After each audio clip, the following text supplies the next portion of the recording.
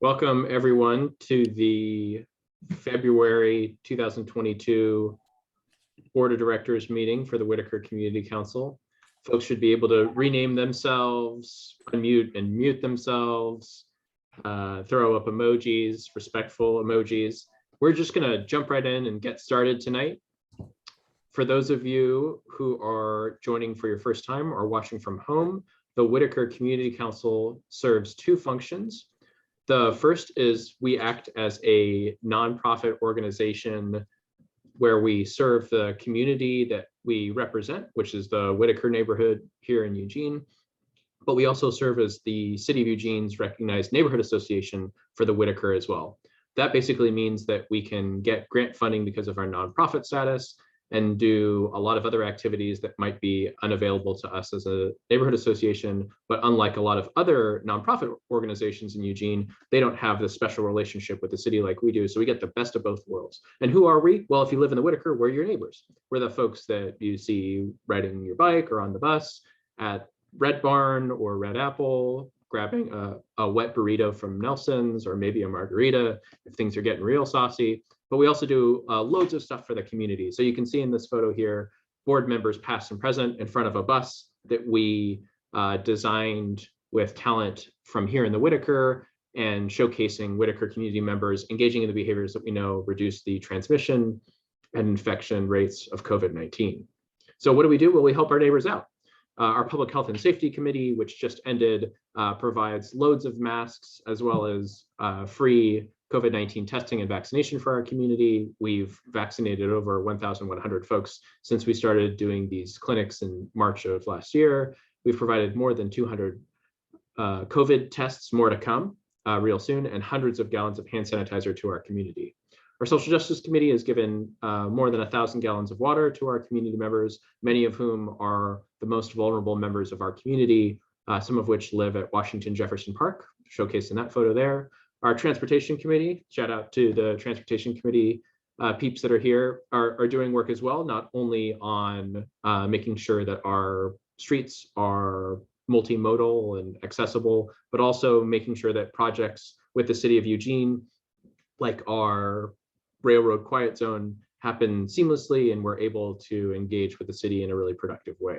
We've got some signs that we just gave out last weekend that slow down traffic that was suggested by another board member and funded by Lane County Public Health. We've also given out loads of funding to local artists and produced cool art in the neighborhood through our Whitaker Community Art Team subcommittee. And then we've provided loads of business support to local businesses and entrepreneurs, mostly through grant funding, but also through support from our board members and volunteers. So how do we make all this happen? Well, through our committees, which any of y'all can join. We have committee membership open to community members, as well as members of the public could live here in the Whitaker or live outside of the Whitaker. These are our 4 committees that are active right now. If you see something that's not on there and you're really passionate about it, come back, help us create a new committee and lead it so we can do work in that area. Get involved. Just by being here tonight, you're really showcasing your passion to be able to get more involved with the community. And if you're watching on YouTube, feel free to reach out to whitakercommunitycouncil@gmail.com or reach out to us on our Instagram or our Facebook, and we'll make sure to get back to you. So tonight's agenda is jam-packed. Like I mentioned before, we serve as a nonprofit organization and as a neighborhood association, and many folks tonight are on our board of directors. If you're on our board of directors, would you mind throwing your hand up and waving to the people here? Wonderful, great.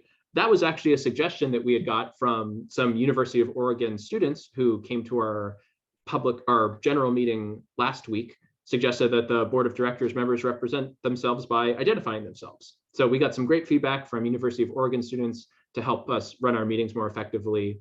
And our board of directors is elected by the community that we represent. And we use our board of directors meetings not only to check in with each other about the work that we're doing, but also make decisions through a consensus-based process and by a simple majority vote in most cases to help us guide where we're going to next.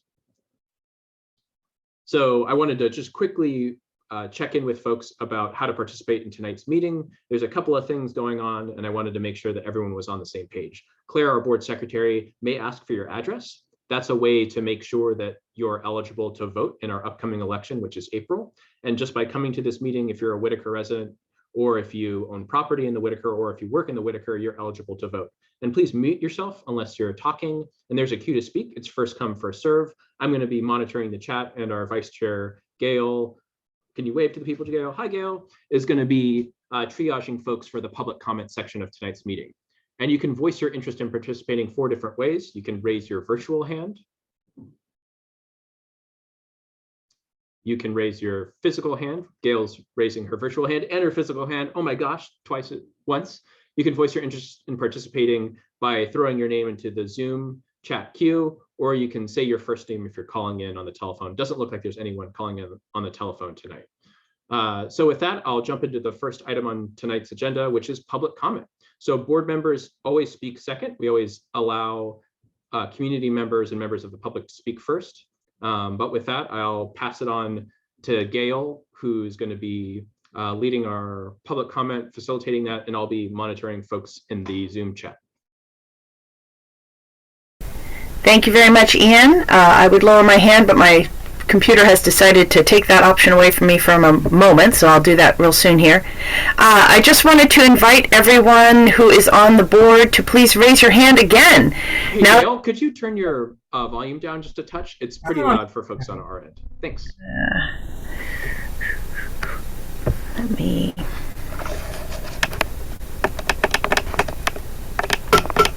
Sorry, you folks may see I'm in a different space, so this is a whole different setup. I apologize.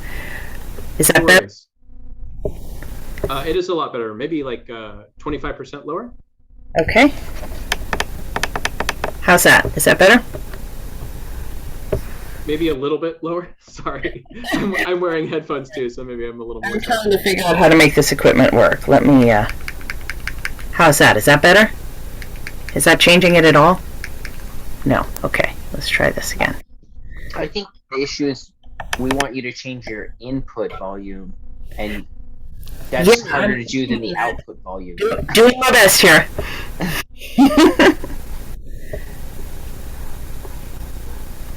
And if you click the microphone button in the bottom right, the little up arrow, you can click audio settings and...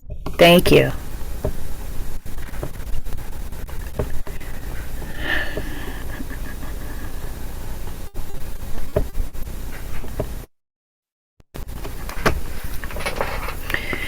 You know what? You could also physically raise your microphone. Equipment is so literal. You could move your microphone bar up by eyes, then it'd be further from your mouth. Let's try this. Is that better? So much better. Thank you so much. I'm so sorry, guys. This is what happens when you change rooms. You know, suddenly everything is different. So anyway, as I was saying, would all the board members please raise their hands right now when everyone can see everyone? Because when we're sharing screens, of course, no one can see the whole screen. So thank you very much. So is there anybody who would like to speak during our public comment period now that I have gotten my technology under control? Okay, well, that'll make this section very brief. I will pass it back to Ian. Great, yeah, and I saw there was a comment from Margaret, our physical address. Yes, please, if you're a member of the community, please share your physical address with our acting secretary, Claire, in the chat, and that'll be a great way for us to keep track of things moving forward and make sure that we know who's eligible to vote. So looks like there's no public comment tonight, so we're just going to jump right on in. There's a danger of us ending early tonight. Oh my goodness. So welcome for those of you who are just joining. The next item on our docket is a continuation of the conversation that we had previously. And I wanted to put some numbers to the conversation that we had, which is about having a hybrid meeting format. And I wanted to, can you all see the screen that I'm sharing? Public meeting, hybrid meeting path forward? Great. So tonight I wanted to put forward a motion for discussion and a potential vote of allocating $6,500 from our Oregon Health Authority COVID-19 grant funds for community engagement towards having a hybrid meeting infrastructure. And these pieces of equipment were sourced competitively from the good folks at the University of Oregon's IT department to be able to help us with our needs. There's really 3 things in the package that they recommended. One is this Logitech Room solution for large base rooms. It has 2 microphones. It has this tap thing, which helps you interface with Zoom or any other platform. It has speakers, and it has a really fancy webcam. And as well as we've got these 2 different television stands that are mobile, as well as televisions that would go in them. So for the folks who are physically in a room, what they would see is 2 television screens looking at them, so they could see kind of the gallery view of all the folks who are in a virtual meeting, and maybe have a speaker view on one television, so you just see kind of a big screen of someone who's talking virtually. And then people who are in a physical room would be able to speak and interact and engage with the folks virtually, just as the same way the folks who are virtually would be able to engage with and speak to the folks in a physical room. So I wanted to make a motion to allocate this funding towards this purpose. And I know that it sounds like the 2 purposes are at cross odds, right? Like, should we be having hybrid meetings? Well, only if the case numbers are such that folks from the community feel comfortable. But I think we heard pretty strongly during our general meeting that there are members of our community who want to be able to have the option to continue to come to meetings virtually, while at the same time, we need to be able to have an option for folks who have high barriers to access to technology. So I wanted to be able to start us off tonight with a motion for $6,500 in allocated funds from our Oregon Health Authority COVID-19 grant for community engagement to responding to COVID-19 for the 3 different expenditures that y'all see in front of you. I'll second.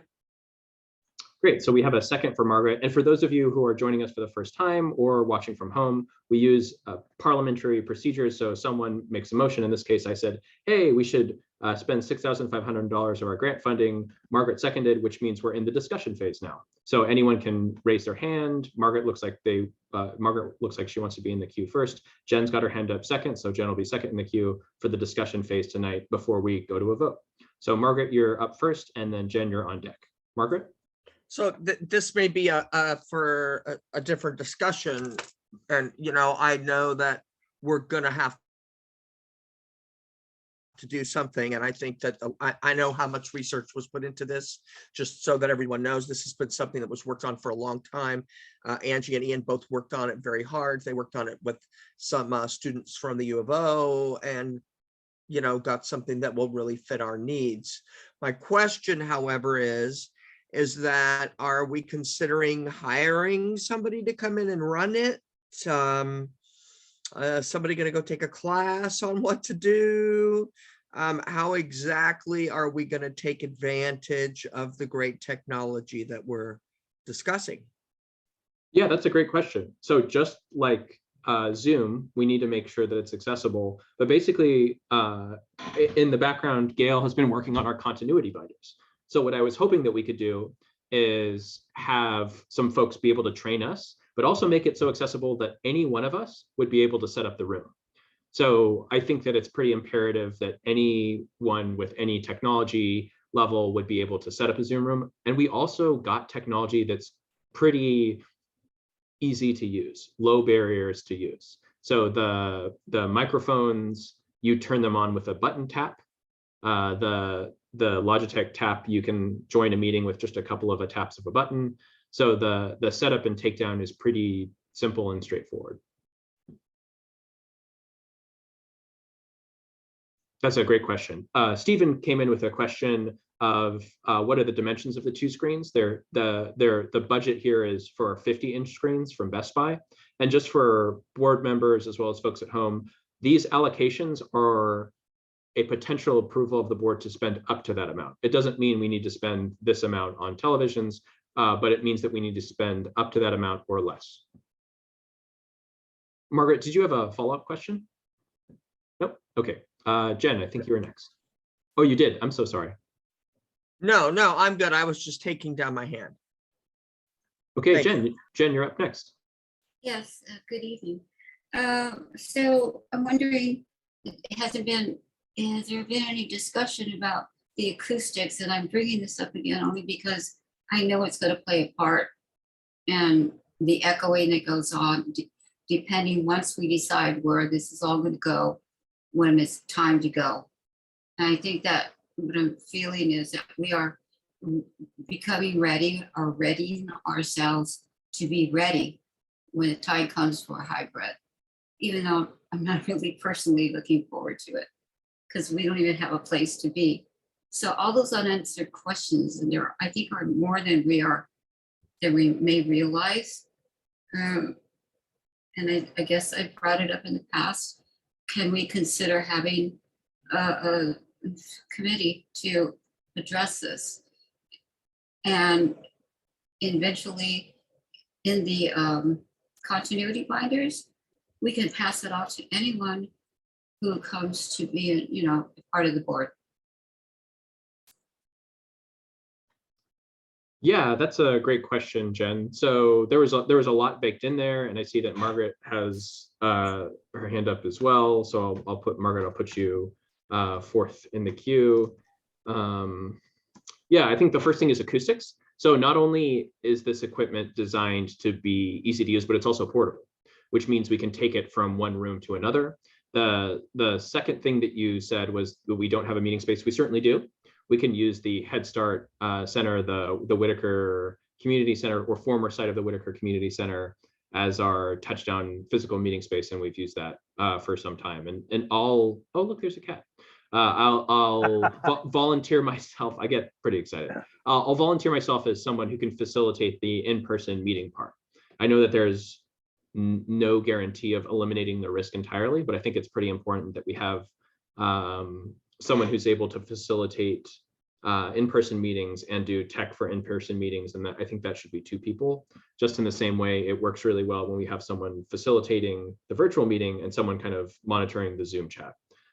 For your third piece, Jen, regarding the committee, I personally don't feel like we need to have a committee to address these issues. I think that we can address them during board meetings. You certainly could make a motion to have a committee, but I think that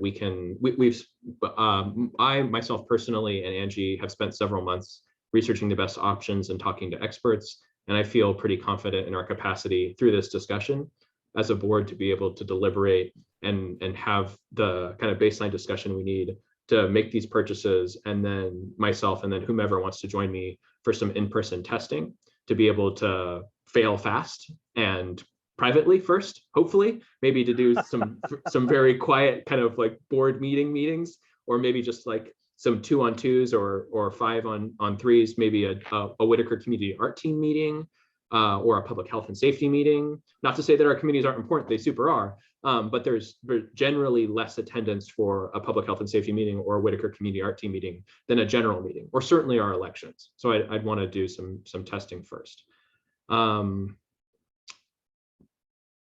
Yeah, so I hope I kind of touched on everything there.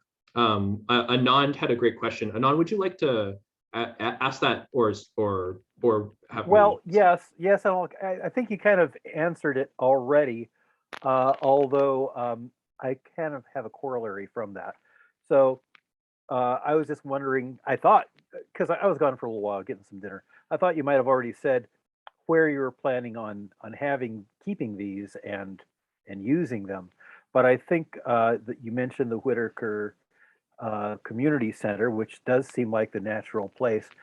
But that leads me to another question, something which I think we haven't really dived into much, and perhaps it's about time we did, which is, what is the actual legal status of that building?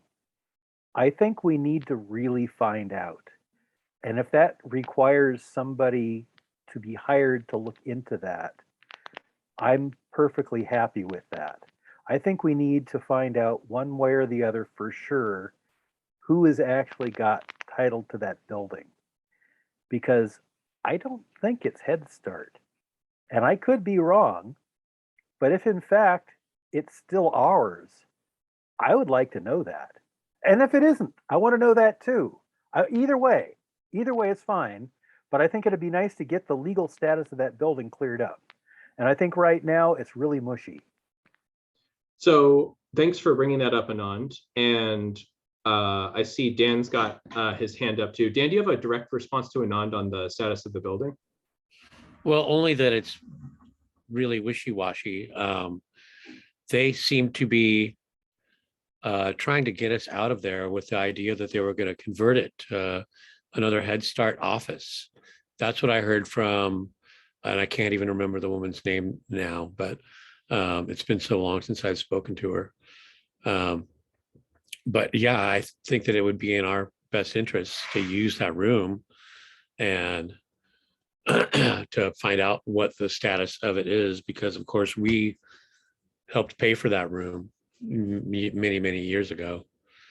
So I couldn't add where we're actually at. We do need to look into it. And Claire, did you have a follow-up as well?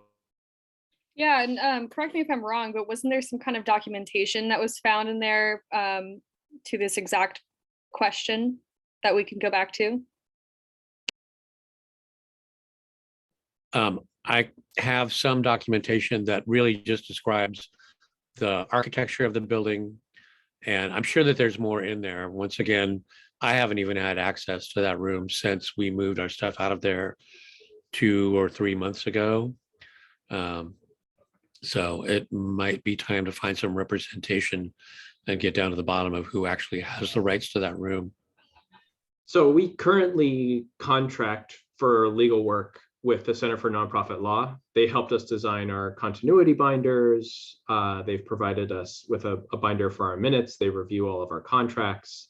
So it sounds like the board would like to pursue this. I don't know if we need to make a motion for this. The way I'm reading the room is that we should pursue at least having a deeper understanding for the history of the building, and at least seeing with our attorney how much that would cost. Because I think what this might require is a few public records request acts from the attorneys to the city of Eugene, and just some friendly questions to the city of Eugene. It's certainly not in the city of Eugene's interest to tell us what the history of the room is, because I believe they sold it to Lane County Head Start. But Dan, it looks like you've got your hand raised as well.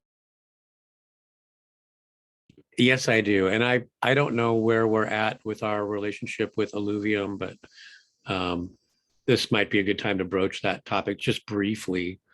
If there is nothing that is going to be in our way, it's a great room. It's just down the street. They are part of the neighborhood. They want to be part of the neighborhood.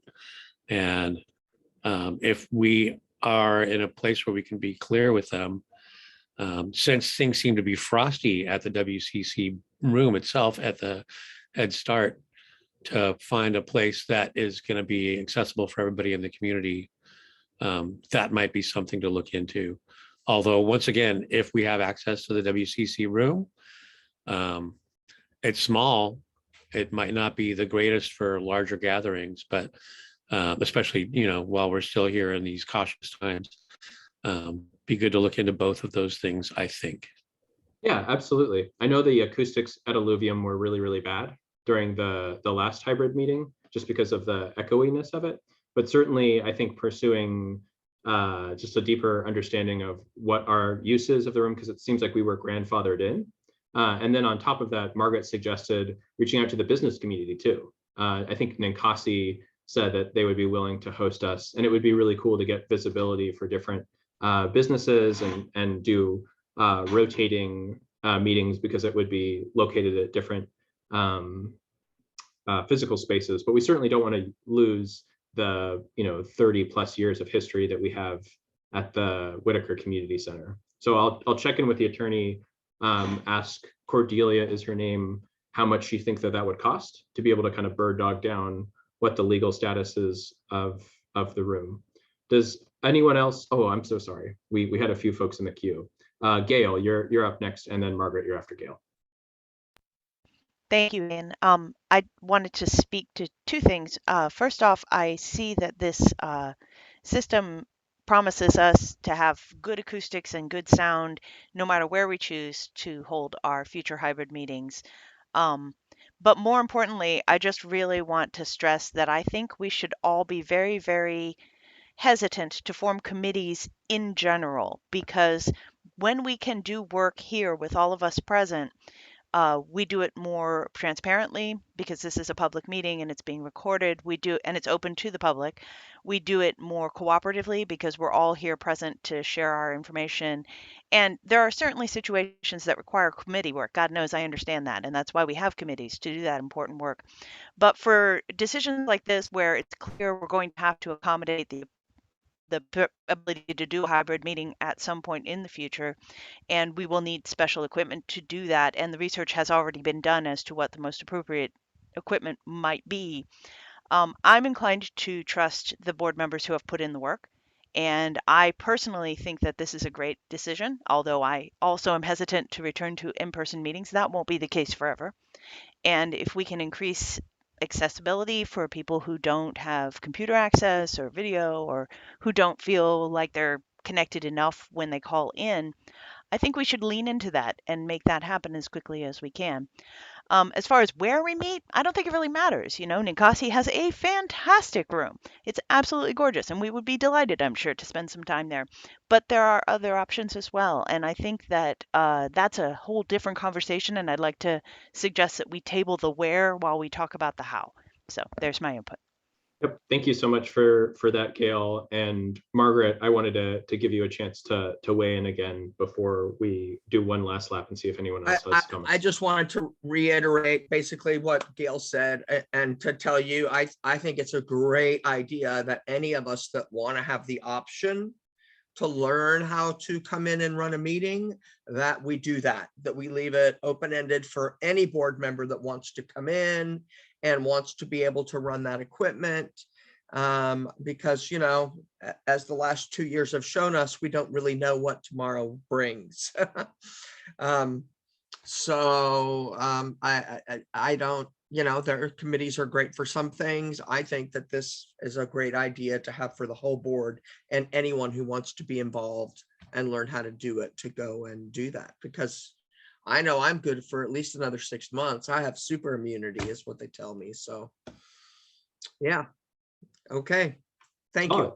Well, thanks so much for that. And so the motion stands, seconded by Margaret, made by myself, for the board to spend $6,500 of its Oregon Health Authority grant funds from the COVID-19 grant for community-based organizations for the 3 buckets here, for 2 televisions, 2 television stands, and then the Logitech room solutions for PC-based Zoom rooms, Rally plus Tap.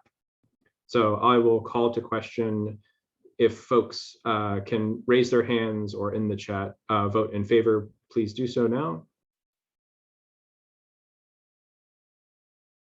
So it looks like it's unanimous with 8 board members voting aye or yes. And also I should say that we have 10 board members total. Unfortunately, 2 of our board members aren't able to make it because of either personal or health reasons. Thea sends her regards, and she's bummed that she can't make it tonight. And Delinia just wants everyone to know that she needed a personal night, but she certainly hasn't, her commitment to the organization and the community hasn't waned, much like Claire's Cat's Tales enthusiasm for the meeting hasn't waned at all either. So yeah, both Delinia and Thea wanted to let everyone know that they say hi and thanks so much. So up next, and believe it or not, we're like right on time. I wanted to talk about grants, upcoming spending deadlines and next steps. So I wanted to do a quick run through. There's 4 grants that the WCC is currently receiving. We're receiving a FEMA reimbursement, which ends April 1st, 2022. We have up to $150,000 of these funds, and the bulk word of them are going to running our clinics. So each of our grants has a very prescriptive set of activities that it can and cannot fund. And the $150,000 for that FEMA reimbursement is just for running the wellness clinics and promoting the wellness clinics too. We use the funding to advertise the clinics, pay Doriandra's contract fee to manage the clinics, as well as have our contractors come in and do things like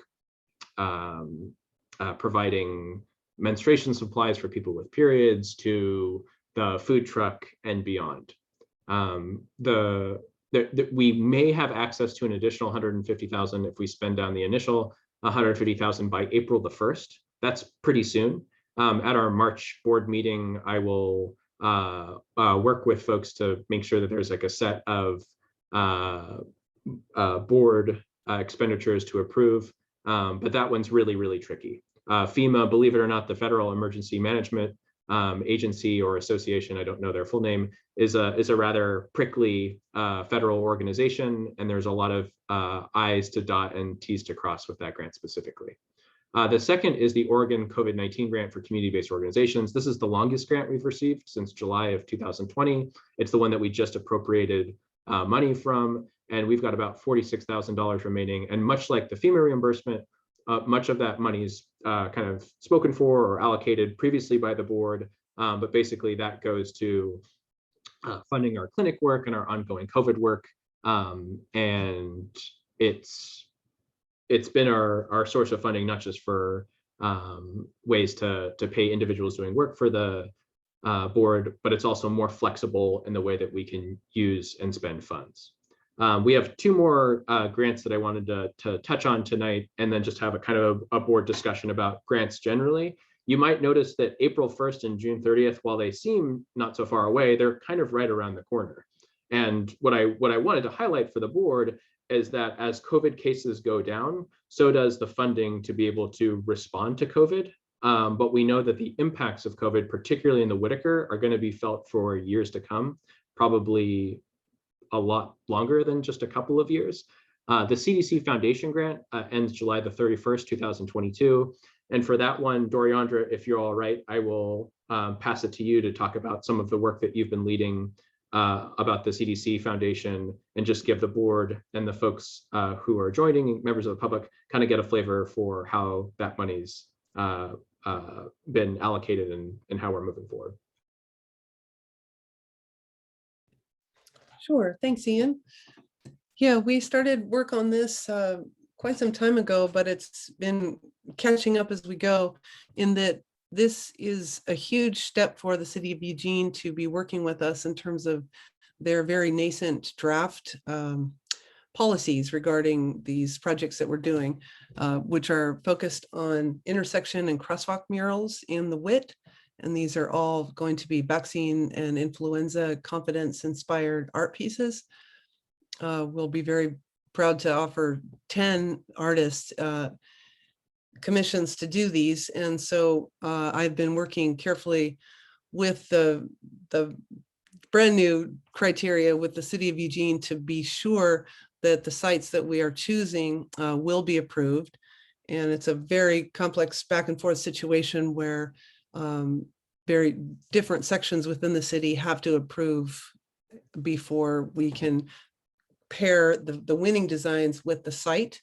So thus far, we're in a holding pattern to see if the sites I've submitted to the city will be approved. And then from there, while we're waiting for that, we have our call to artists out, and that's gone forth to urban canvas people, lots of social media posting for Facebook art groups, BIPOC art groups, collectives. It's also being pushed through the Lane Arts Council. So we're really hoping to pull a large group of artists that are familiar, and also hopefully from the WIT. That is a large part of how we'll be voting. You know, if we see people that are from the WIT, that they will be scored higher. So yeah, it's a long process, but we've got a good start on it, and we're hoping that all the stars will align and things will begin in earnest, where we can start to coordinate our neighbors and our groups of people, kids. Maybe the crosswalks will get chosen over by Head Start. So we'll have some of those interaction with our younger folks.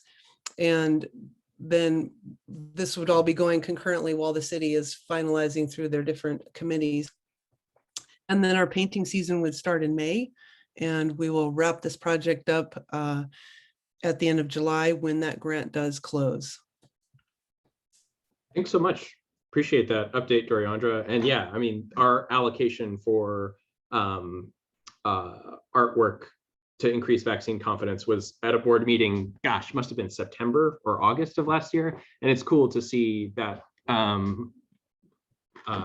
direction from the board a long time ago manifest through artworks. The last grant that I want to talk about is the $235,000 grant that we got from Oregon Housing and Community Services, which ends June 30th, 2023. So this is a grant that's going to last a lot longer than the others and would go to funding the 2 positions, which we haven't created a position description yet for, but we have created a hiring committee for. And the reason that we haven't created the position descriptions or brought together the hiring committee is because the situation is a really dynamic one. So we just got direction from Oregon Housing and Community Services like 6 hours ago today that says that we can use the funds for a lot more things, including even perhaps helping community members who might be evicted pay for their rent, which is just like crazy.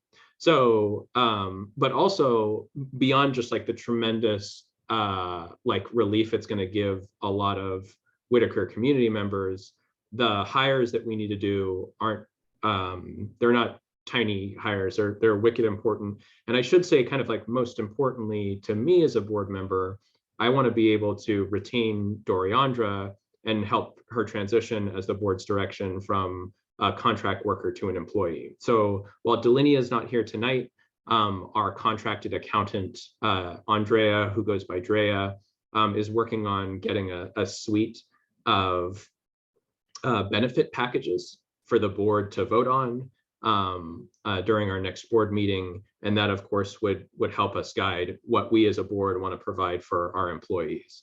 We'll know pretty soon if we get another grant pretty much March 1st. Will be, and Andrew, I see your hand up, you'll be the first added to the queue. There's no motions for me on this. I just wanted to do like a quick update because I know that there's like a lot of moving parts. But basically, if we don't get this new grant in March to do more COVID work, our COVID work will end pretty much in June or July.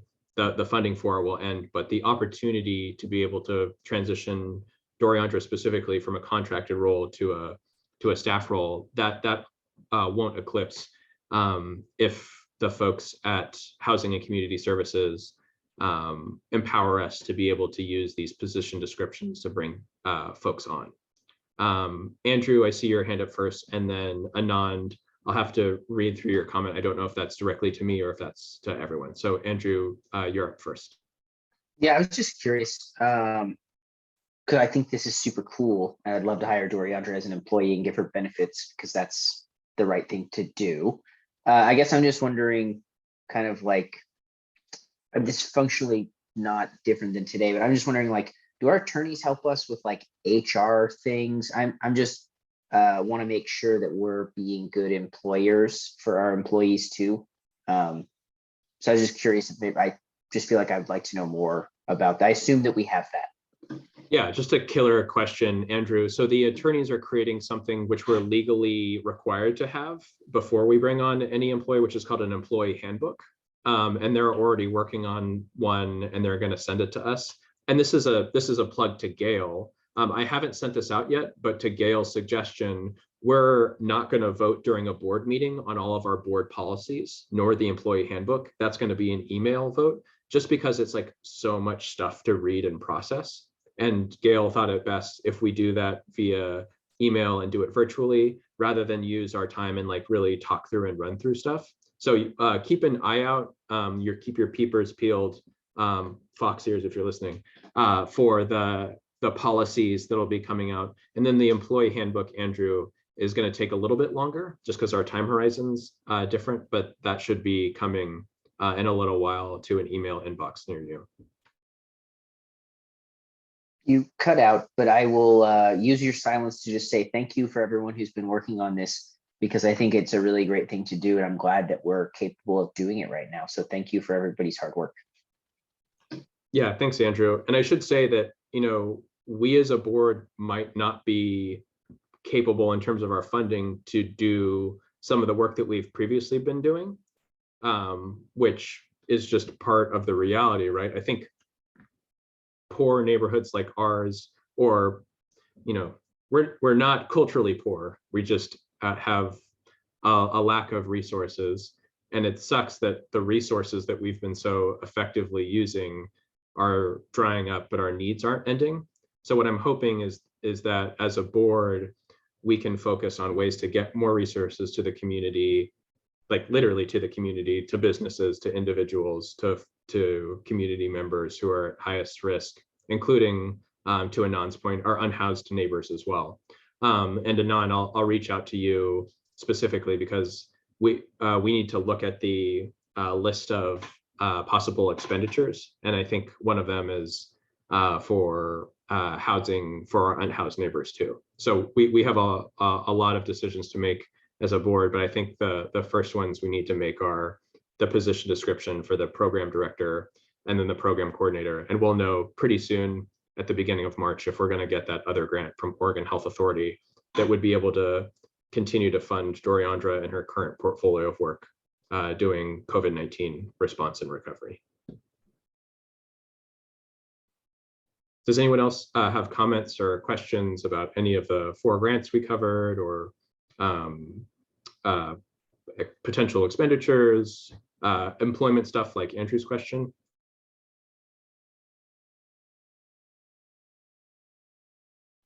Margaret. I just have a comment. I think, and working with grants with the government, and I think it's really important that we spend all of the money so that we are eligible to receive more. $60,000 may sound like a lot of money, but we've been spending money for 2 years, and I've been really involved in that, and 60 grand is really not that much. There's a lot of things we can do with that. So I just hope that we really focus and we can get that done, even if it's at the last minute. Yeah, and what I'll say too is that we should spend all the money, but make sure that we spend it exactly as the contract language. Right, I understand that. That's not even a question. Totally. Yeah. There's a lot of things that we can do, within the scope of whatever the contract is. Yep, absolutely.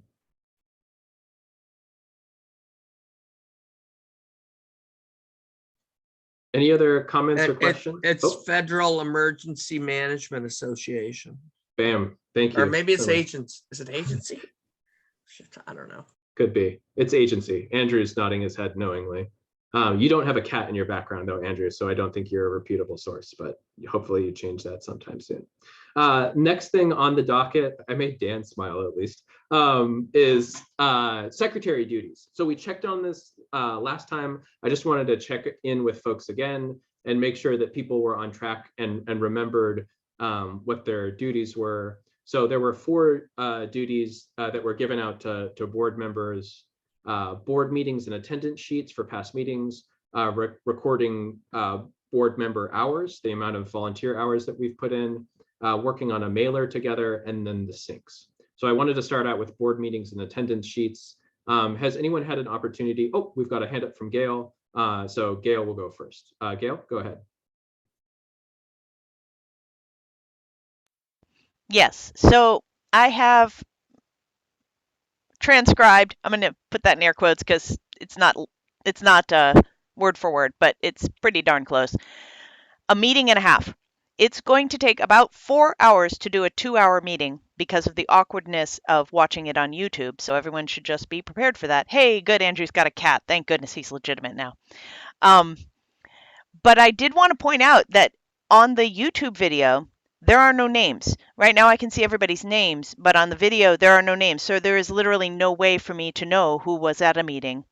There's no way for me to scroll through or change the view, so I can't see anyone who's off to the side on either side, even if I could guess. And I do guess at who I think might be there, but it's tough because I don't know everybody's full names by heart. And so I'm not sure, is there a way to access that information in a different format, or can somebody direct me? Am I doing the technology wrong? I'm not sure. My question's a follow-on to that, which is, since these are recorded on Zoom, I assume that someone has access to the Zoom recording, which would, I think, have more information than YouTube, if not all of the information we want. But I don't know who's recording right now. So That's the right, other thing. There's no access to the chats, so any questions or comments that were only in the chat, I can't include. yeah, so right now I'm recording to my computer. And so for some of them, we're just going to have to do our best approximation based on who we can see. Our most recent general meeting, people's names are listed in the Zoom chat, or excuse me, on the screen. But yeah, I think that we need to make sure that we do the best we can, and also mark down that we couldn't see people if we couldn't, because we can do the best we can and then just go from there. So Gail, I've marked you as completed for the December board meeting and December general meeting on our fancy pants spreadsheet. Claire, I haven't had a chance to do the November board meeting and the November general meeting, but I'll make sure to do that as soon as I can.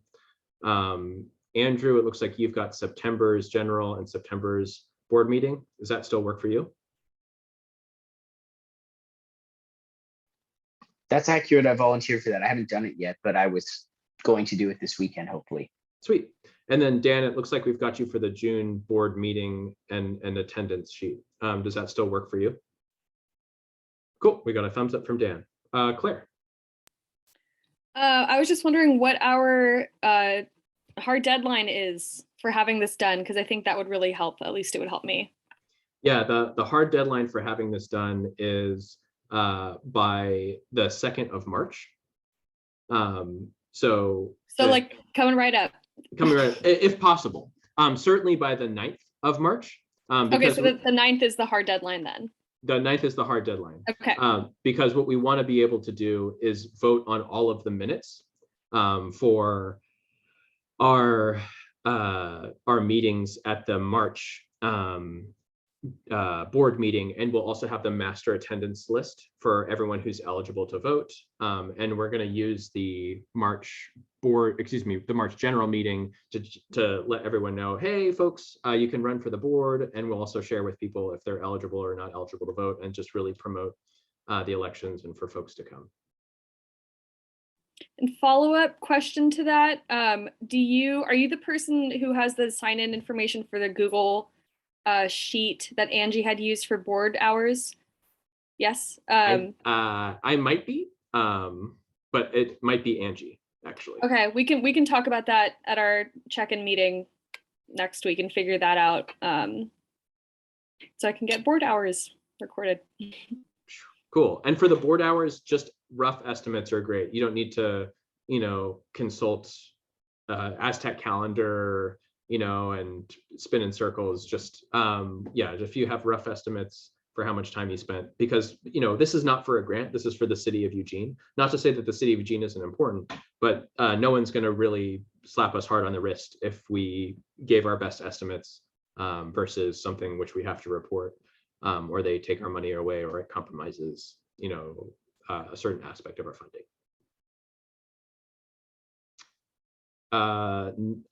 Gail, please. I'm sorry, Claire, I was typing. Can you please remind me which months we still need to submit hours for? Sure. So the hours that we still need months, the months that we still need hours submitted for are September through March. So that's going a little bit into the future. The previous hours are, well, it'll be March before we know it. So yeah. And great question, Dan. And thank you so much for that question, Gail. Dan in the chat said, send the transcribers meeting dates, please. And I can commit to that, Claire, to take something off of your plate. And I'll CC you if that's okay, Claire, just to everyone who said A-okay from Claire. So what I'll do, Dan, is I'll send you an email saying, hey, Dan, here's the link for YouTube. Here's what we're doing. Here's an example of the minutes that we're taking. And I'll do the same for Andrew. Claire, I won't send you an email, and I probably won't do one for myself either, unless I don't get a lot of sleep and I'm starting to go feral. But yeah, I'll do that to follow up with folks. So we've got the first two on our docket crossed off. We've got the mailer next and the syncs as well.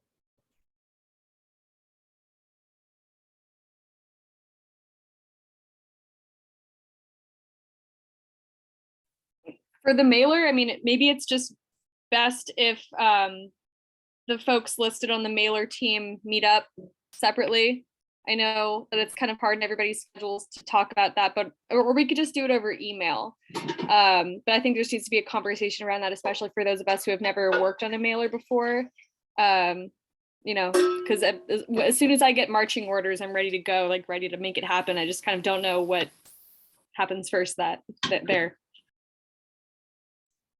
So I talked to Thea today, and she told me that she had started to work on it a little bit. Unfortunately, I don't know if it's her back or what, but she's really good at following through and making that happen. However, sending out an email to all of us that are listed there is probably not a bad idea. I can do that. That would be great. And I think that I agree with you that let's just deal with it in the in an email, or let's you know, have a meeting ourselves and talk about the mailer. And as far as the sinks go, that was something that that I said I would take care of. I worked on it a little bit before, and so I've reached out. We did have someone committed to doing them. We had some drawings. We had some different types of sinks that we could make. And I am trying to get that information. And yeah. Has anyone talked to Angie? I've All tried right. to respect her privacy. It seems like she wanted to take time through March, or at least that's how I read her email note. So I'm Okay. going to reach out to her in April. It looks like Doriandra had her hand up, and you can fill in about sinks. Geez Louise, it's almost like she knows more than we do.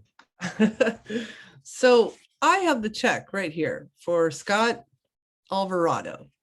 And the backstory with this was that Angie kind of handed it to me, and then Scott and I went back and forth a couple times, and it looked like we were good to go. And then we hit an issue about contracting.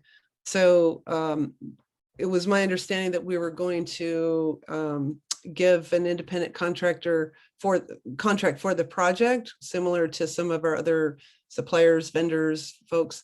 But then Scott wanted to actually provide his own, and so that would have been fine. But then it was going to go back to Angie, and then things just started happening with her, so we just never got there. So I feel like it was in a pretty good place, and it just needs to be picked up. And we may have to kind of start from scratch if Margaret could get in touch with Scott, and I can help facilitate if needed. Great. So Doriandra, if you could just hit me up. I'm leaving on the 2nd. So hit me up before then, next week or even later this week, and you and I can talk about it. We did agree in a board meeting previously. We were having problems finding a location, and especially now with the, you know, the weather's been bad, all of that. So we had agreed to go ahead and move forward with having the sinks made, and then finding a location for them, so that we fulfilled that part of the grant that we had had $5,000 approved for 2 sinks. So we need to get those sinks made and done, even if we, you know, put them in your closet in the back of your house. Right, that does ring a bell. I think in speaking with Scott before was that there wasn't there. That's right. There wasn't the definition of where they were going, and I think he was reluctant to start if we didn't. We want the sink. Just hit me up. You and I'll talk about it. Well, And I'll send you. I'll include you. We'll start a fresh chain with all the drawings and all the agreements, so that you can see where we landed with Scott, and then we can take the ball and take it run from there. Okay, Yeah. Sounds great. Great. Okay. Any I'll do other that, questions about sinks? Tomorrow for you. I just had a quick thing about the mailer. I think just getting one out quickly is probably more important than making it look perfect. And just, it doesn't have to be the most beautiful thing on planet Earth. It can just be like, hey, our elections are coming up in April. and then some information about our Zoom meetings, and that we're exploring the opportunity to do an in-person or a hybrid meeting as well for folks who can't make the Zoom. Because I think even just putting the mailer out there and then trying to do prettier ones or better ones in the future is great. But yeah, just letting folks know that the election's coming up, I think, is the most important thing to me. Ian, on that note, do you have a suggested hard deadline for that, for when to get the mailer out? Yeah, I would say getting the mailer out by the no later than the 2nd. Pushing it out to the vendor and having it going out to people's mailboxes. Yeah. So and just the copy for that again can be super quick and dirty. And we've got vendors as well that we can use that have been tried and true to get the mailer out. And there's people on the mailer team that have done this before and know how to do it. I'm unsure. I believe that Thea has done a mailer before. Okay, cool. Thanks. I've Andrew, done one did at work, but I've never done one. I don't know, for instance, like I can find out every residential address in the WIT, but I don't think we have to do that. I think that someone else could do that for us, which makes it easier. I think So we already have that information from past mailers that we've done. We just go through the same vendor that we've used before, and they have all of those addresses. It's just a matter of content, I think. So I would agree with Ian and say that we just, get a few pieces of information in there. It doesn't have to look perfect. Content is the fun part. Right, and that's all we need is just some content. So if you could do that email, Claire, that would be great, and we can make that happen. Doriandra, did you have something you wanted to share with the group as well? Yeah, thank you. I was trying to figure out, Angie had passed on a new, it may have been a new vendor for this project way at the beginning. And I was just trying to find her information. But from speaking to her briefly about the mailer, she had mentioned that her services didn't include the mailing list. So was that the same person? Was this like a different company that we were trying to work with? Because if so, That's a different company. The tried and true one that we've sent our yellow mailers with for years has access to all of the Whitaker addresses. I think the opportunity that Angie was exploring was a much nicer mailer, which had features like self-addressed postcard, which we could send to Councilmember Syret or City Manager Maderi or to our own PO box, and like glossy pages and things like that. got it. Thanks. Okay. Does anyone else have comments, questions, or input about the secretary duties? All right. Oh, Margaret, go ahead. Claire, you're doing a fantastic job. Thank you so much. Woo-hoo! This is pretty much what I do. Well, part of what I do for work. So I'm just kind of snapping into taking notes and taking names, Great. So you mean I could nominate you come April? Is that right? Really, thank you for stepping in, and you're doing great. Thank you. Great. Well, Exciting. Yeah, it's super exciting. Thank you, Claire. And I'm excited next week to follow up with you, or whenever we find a time to connect one-on-one and find more ways to support you and work on that task list together. We're moving right along at a super fast clip. So next on the agenda is time for motions, discussions, and votes. So first, I wanted to bring this to the board. We were reached out to by Robert, who's with the City of Eugene, for a Whitaker Community Council rep, and Robert Barak is his name. He's the current Human Rights and Neighborhood Involvement liaison for the City Manager's Office. And they're looking for a representative for the Community Engagement on Neighborhood Associations Policy Advisory Committee. And this board specifically. Ian, excuse me, I'm sorry to interrupt, but you're breaking up a little bit. Could you speak maybe without your video on so that we're sure to hear every important word that you're saying? Well, that's being very generous for my speech, but I'll accept it at this time.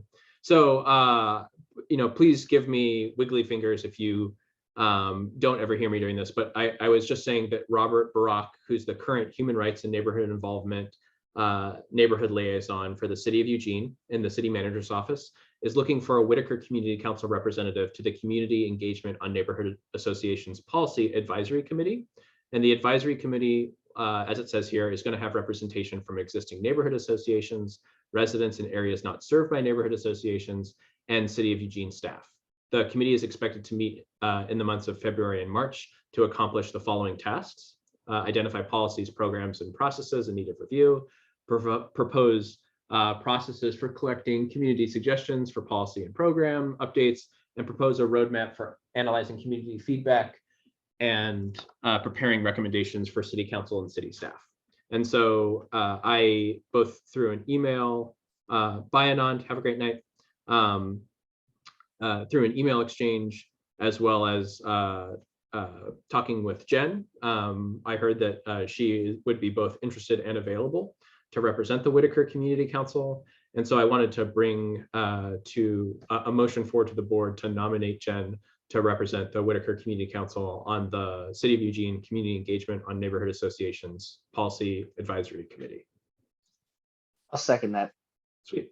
Thanks, Andrew. So I wanted to give time for discussion for anyone to talk about our hopes as a board, our hopes for Jen. I think Jen's going to do a great job representing us. She's spent a lot of time reviewing not only the Whitaker Community Council charter, but also model charter for the City of Eugene, as well as why neighborhood associations were created in the first place.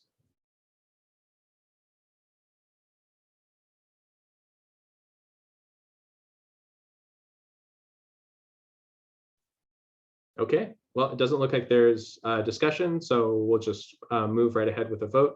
All those in favor, please raise your hand or say aye. Okay, great. It looks like with 7 votes, it's unanimous. And just for the folks who are at home, one of our board members, Anand, has to go to bed right now because he wakes up early. He's a public health nurse with Lane County Public Health Infectious Disease. So in order for the board to pass a motion now, we need at least 4 members voting in the affirmative because we have a simple majority, and that's the current number of board members that we have. Second on the docket is to join the City of Eugene Chamber of Commerce. And so, yes, so many cats. And so for folks who are listening at home or wondering, the Chamber of Commerce, we've had Brittany Quick Warner, who's the CEO of the Chamber, President and CEO of the Chamber, join us before. This would formally bring the Whitaker Community Council into the fold of the Chamber and would afford us a seat at the table. Basically, it would give us an opportunity to have representation and to represent our business community. It would cost $450 and we couldn't use grant funding to do this. So this would have to come out of our general fund.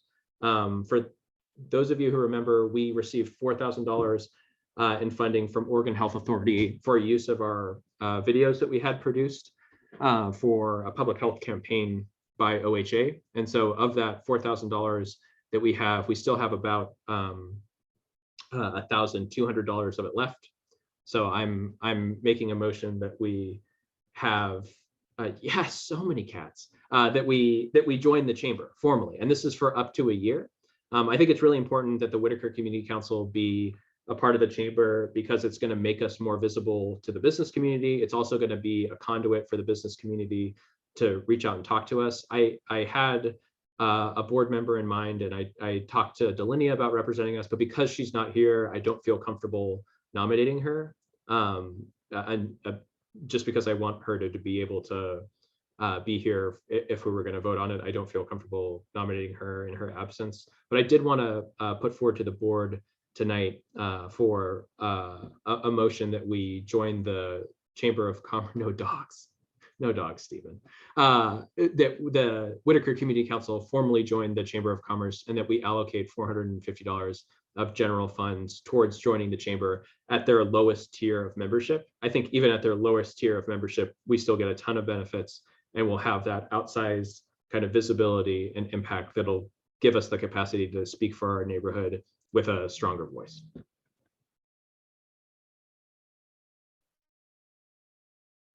So it looks like we have a second from Margaret or Gail. And is there any discussion from the board? I just want to confirm, was that Margaret or Gail who seconded? I missed the hand. I'm going to go with Margaret since that's the first name I heard, if that's okay. I think Gail's shrug was better, but yes, I think. Yeah, we can that's have fine. shrugging contests later. Okay, fair enough. Andrew, I see your hand up. And if anyone else wants to be in the queue, I'll add you after Andrew. Yeah, I think this is a cool idea. Supportive. Just I think want to be cognizant of kind of what we're doing with our name and our brand, you know, and I think Chamber of Commerce is great. I'm not sure that we're going to agree with them on everything. I'm not sure we need to. I would just love to hear, I think in maybe 6 months or a year, kind of what we think we're getting out of it as a community. Because I know a lot of our neighborhood businesses might be members. And I think the more we can do to support our neighborhood businesses and maybe bring new neighborhood businesses in, or whatever we can do with our relationship with the chamber, I think that's great. We'd just love to hear how it's going, but I'm definitely supportive of taking a chance and seeing how it goes. Great. We had a question from Stephen, and then a comment or a question from Claire. Stephen? Yeah, I wanted to know if there were any other neighborhood associations who are members of the chamber. So there are not. We would be the first neighborhood association to join, and that would give us, again, kind of outsized influence, and also really, frankly, kind of put the city on edge too, which I think we need to do, just to be able to kind of check them and be like, hey, we work really closely with our business community. Also, there's a pretty growing body of folks at the Eugene Chamber working with our unhoused community. And I also think it's important that the Whitaker Community Council have voice during those conversations. And to Stephen's question, there is membership from neighborhood associations on the Homeless Advisory Committee for the Chamber. So I think being a part of the general membership gives us access to different conversations and kind of changes the tone and kind of rules of engagement for how we engage with the business community and how the business community engages with us too. Claire. First of all, I love that for the WCC being the first, or I don't know, at the moment will be the only neighborhood association on the chamber membership. That's really cool. Second of all, I agree with what Andrew said about, you know, revisiting how we feel about this. And my suggestion is that either be done through, you know, Delenia reporting back to us in the whatever would be appropriate meeting. I don't know if it's the board or the general, sort of how it's going as a WCC representative there, either regularly or having like an end of the year summary of it all, whatever makes sense. Just sort of revisiting how we feel. Yeah, that's great, Claire. And also, I think during public comment would be a great opportunity, you know, for Dan to give updates on the affordable housing RFP committee, where he represents the WCC with the city of Eugene, and for Margaret to talk about the neighborhood leadership council, for Jen to talk now about the policy advisory committee, and for all board members. I think that could be during general meetings or board meetings. I think if we did it during general meeting, people would be like, oh, wow, like the WCC is really engaged on a lot of different levels.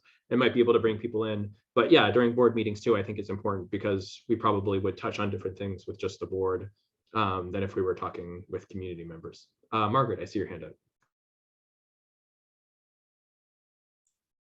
I just want to say that I think it would go a long way with our local businesses.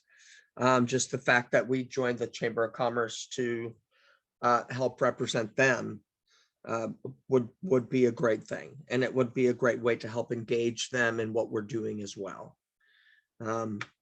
Which for me is a goal. I think that we should have more more businesses that attend our meetings, that come, that tell us what they need. And so them knowing that we're willing to do that for them, I think will help them engage a little more with us. Yeah, thank you so much for that. It doesn't look like we've got any other questions or comments from members of the public or board members, so I'll call a question.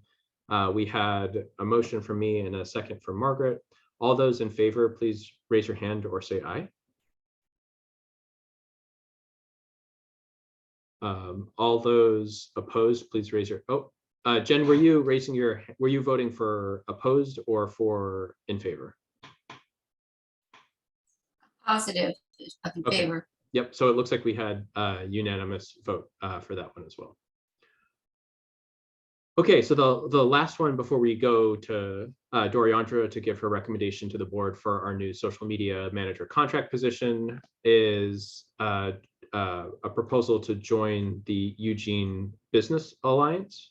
So this is the organization which was created in part by Rich Locke, who is a business owner in West Eugene, not in the Whitaker, but there are Whitaker-based business owners like Jeff Althouse, who's the owner of Oakshire, who was with us during our last meeting. And I wanted to do two things. First, have a motion for us to join the Eugene Business Alliance and have a discussion and a potential vote on that. But I wanted to review the documents that we sent last month's meeting and the documents that I emailed to everyone for Eugene Business Alliance, their mission, their vision, and their values. So it's listed here on the slide, and I won't pain you with the sound of my voice, but I wanted to give a chance for us to be able to look at the mission, the vision, and the values.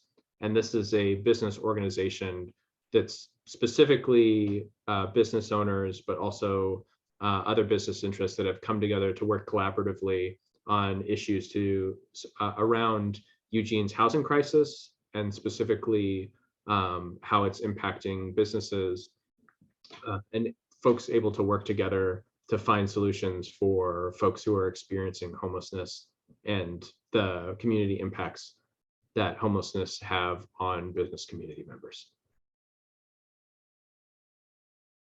Andrew, I see your hand up. I guess my initial impression is a little less enthusiastic than the chamber, because I kind of know what the chamber is and what they do. And right, there's a clear participatory role for us there. This feels way less defined. Kind of the mission, vision, and values are nice, but they're also generic to the point that it's not clear to me what us signing on would actually mean, other than, you know, our name gets attached to a list of people who support something that I can't quite define. So I guess I have a lot of concerns not knowing, right, like when they say that they're bridging communication barriers between business and government, like what are they exactly advocating for? You know, what exactly are they kind of trying to get done as a solution? Because I understand they have a lot of energy around homelessness, and I think we do too. But I would feel more comfortable if I knew specifically some of the things that they were proposing or advocating for before we attached our name to it. Because this feels a little bit less like we're trying to get a seat at the table for a group that does advocacy, and more like we're just lending our name to them. But I could be wrong on that. Yeah, thank you so much for that, Andrew. Claire also has a question. Thanks for sharing that resume, Doriandra. Claire, I'll add you into the queue after Margaret. Dan, you're up next, and Margaret, you're on deck. I agree with what Andrew just said. And that being said, I think that being part of this and having a voice at the table would be important, especially if they are going to go ahead and try to advance whatever agenda they have. A better way for us to know exactly what's going on is for us to be on the inside. Although I do agree it's 100% not transparent. And I think business needs, especially outside of our neighborhood, are going to be different than what we are going to be advocating for in general. Yeah, it seems, business needs are not the same as citizens' needs or the unhoused needs or just the person on the streets needs. So it would be great to get some clarification. And if we can be part of that on the inside, that's great. It would be good to get more clarification before we begin, just like Andrew said. Thank you so much, Dan. Margaret, you're up next, and Claire, you're on deck.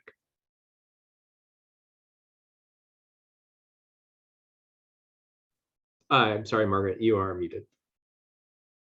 Sorry. Again, I spoke to Thea earlier and she told me to nominate her by proxy to be on this committee.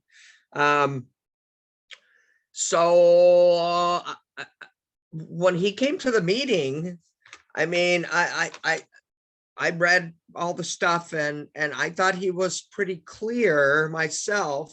I mean, they had a huge homeless problem where he was located.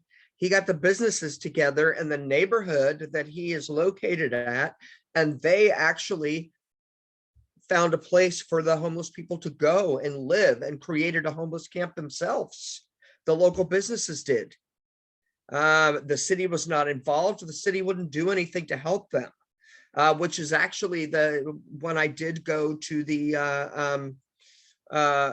council leaders meeting and the Chamber of Commerce was there. That's exactly what they said as well. They said the city isn't doing anything and it's time to step up and to make a change. When Delenia said, well, what about me? I'm in the cannabis industry. And, we feel like we're not really recognized as well. And he asked her, he said, well, is that a business? And she said, yeah. And he said, so you actually have a business and a storefront? And I could see he was kind of smirking a little bit. And she said, yeah. He said, well, come on board, join, let's make it happen. I mean, I understand a little bit of hesitancy, but I thought he was pretty clear about what they wanted to do. And he already has, there are and correct me if I'm wrong here, Ian, 1,000 businesses or something along those lines. And I think that, Dan, you are exactly right that we need to jump on board and see exactly what they're doing so that we make sure that we have an inside view. And I couldn't think of a better person than Thea to do that. She already does that just on her own. Yeah, thanks for that, Margaret. I'm going to save my comments for after Gail. So we'll go to Claire next, and then we will have Gail on deck. Claire? Thanks, Ian. Sorry, there's a fly buzzing around. Yeah, I mean, I guess so we got that one example of what they did with moving unhoused neighbors, but I guess, I don't know. I mean, I'm also kind of thinking out loud here, but like we can, have Thea be the WCC representative. And then if she reports back that it's actually not in line with WCC values, then like, it's not like we're signing a contract. We can just not be in the Eugene Business Alliance anymore, right? Like nothing's ever really set in stone. So it could be something that we could like have Thea there to try out to get past that cloudy exterior and have a better insider perspective on what they do and don't support. It also might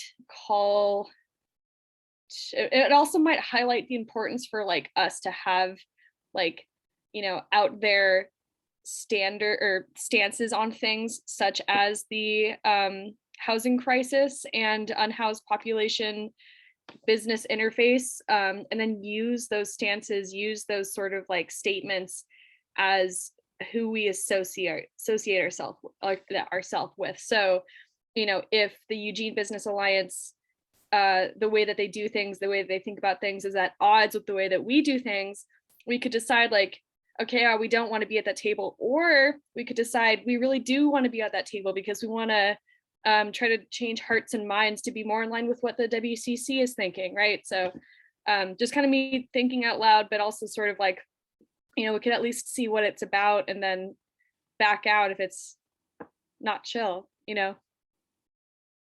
Yeah, thanks for that, Claire. I'm going to hold tight until after Gail shares. Gail? Thank you, Ian. I just wanted to say that I think it's important to note that there is a difference between endorsing an organization, like sending a letter that says the WCC thinks this organization is awesome and we love everything that they do, and attending meetings or becoming a member of an organization. For example, I can guarantee we do not, as a collective in this moment, agree with many of the things that the Chamber of Commerce has decided to do. However, we do want to have a voice there because it's important that we have some sort of maybe we can have influence, but at least we want to be able to be there saying, hey, we think this is the wrong thing to do. In a similar vein, as Claire was pointing out, we can attend these meetings. We can have a representative there. I think Thea is an excellent choice because she's a little bit of a pit bull on these things.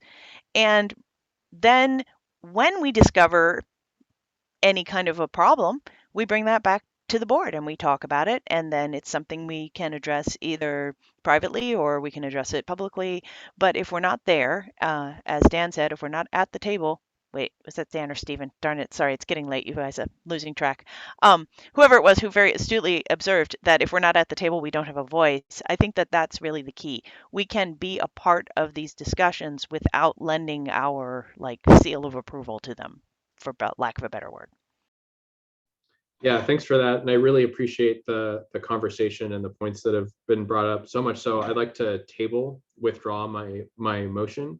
I had the good fortune of being at a meeting with Rich, two other business owners, one of which was a Whitaker-based business owner, and they were all members of the Eugene Business Alliance, as well as the chair of the Jefferson Westside Neighbors, Ted Koopman, as well as Councilmember Syret, Councilmember Emily Semple, and Councilmember Randy Groves. So we all met together, and it was a meeting led by the Eugene Business Alliance, and they were pretty succinct and straightforward in that we needed, the West Eugene needed more resources.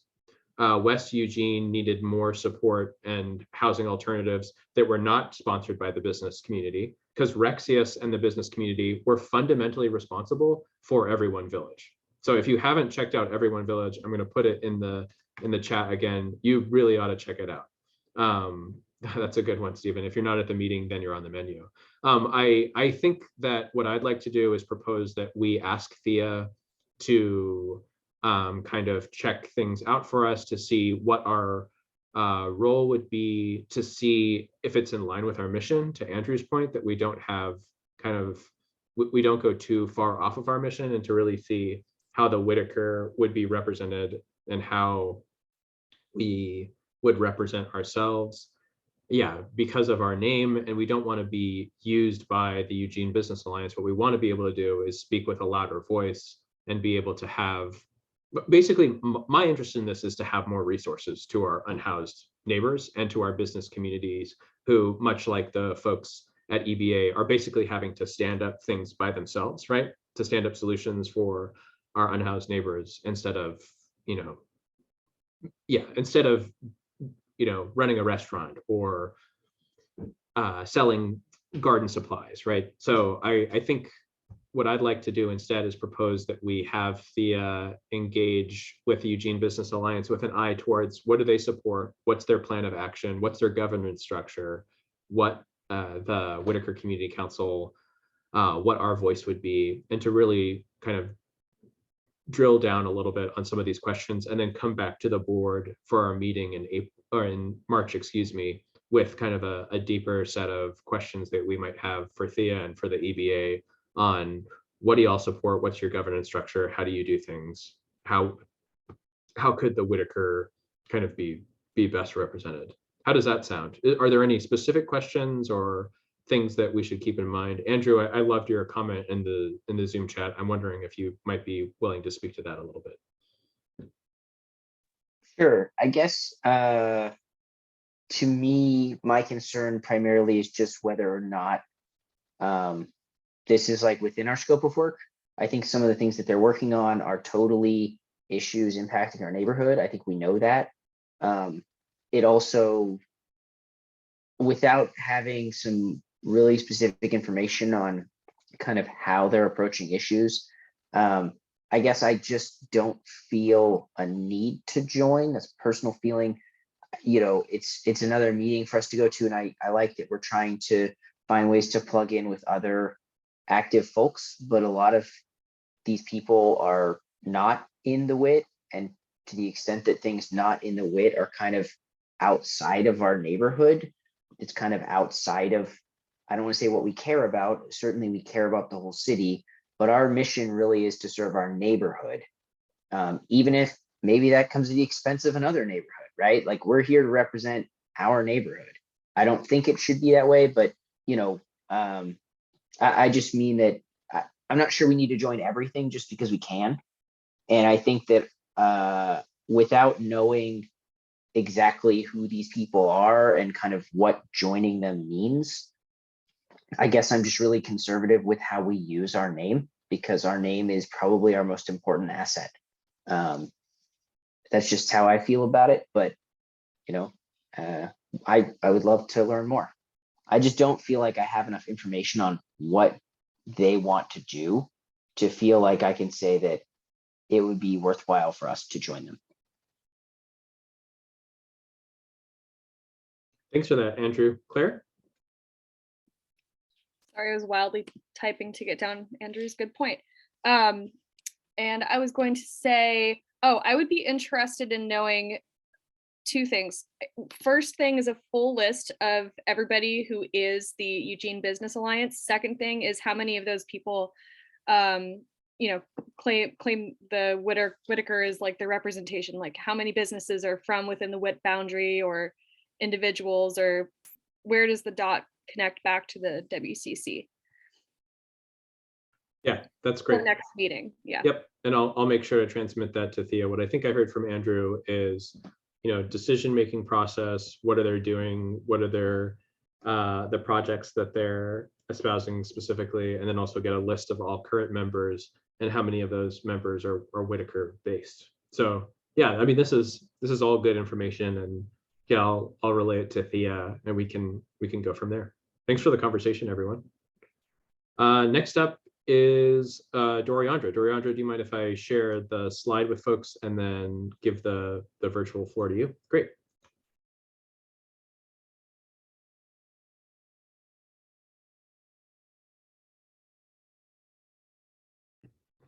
Great, thank you, Ian.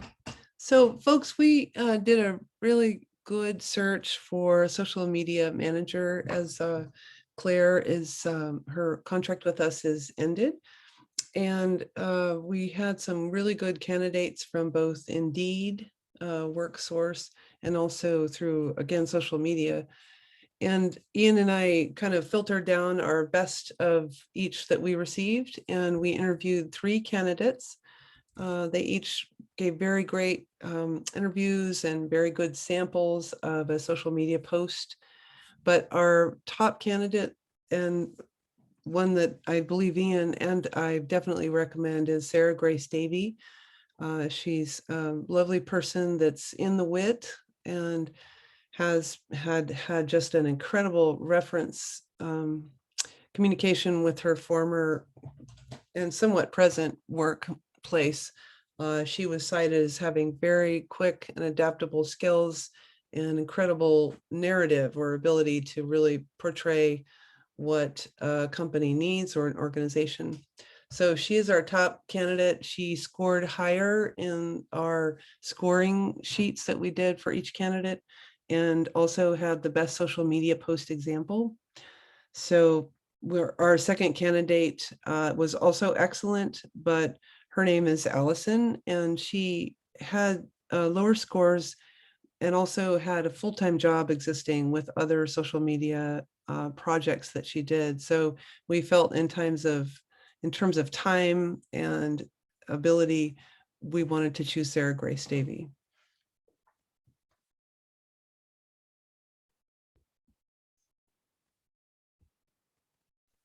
So thanks so much for that, Doriandra. And I think as a board, it'll become more and more common as we hire a program director to manage our housing portfolio of work. The staff will make hiring decisions, as we'll talk about later, and make budget decisions with the direction and strategic vision of the board. But I think this is a good example of kind of a candidate stepping forward and how, even though Doriandra is in a contract position, her being the one who leads are thinking around a particular candidate. And for those of you who are tracking, this would be our third social media manager contract position. And I'm hoping with this position, if the board decided to hire or make an offer rather to Sarah, then that offer would be extended tomorrow, and that she would come on board as soon as we have a contract in place. And then her contract would last all the way through June 30th, 2022, with our grant, which is expiring in June 30th. And after that, we would have our social media duties be absorbed by a staff position. So this would basically be our last contractor before we move to social media duties by a staff person. So I just wanted to open it up. I don't know if anyone wants to make a motion to extend an offer to Sarah. Gail, I see your hand up. Sorry, I don't know what Margaret's saying. Thea, go ahead. Or sorry, Gail, go ahead. I'd like to make a motion that we hire this amazing human being so that we can have the benefit of their amazing skills. Great. Do we have a second for Gail's motion? Got a second from Dan. All right, for motion from Gail and a second from Dan to move forward with Doriandra's recommendation to hire Sarah Grace Davey as the social media manager contract position. Is there any discussion from the board?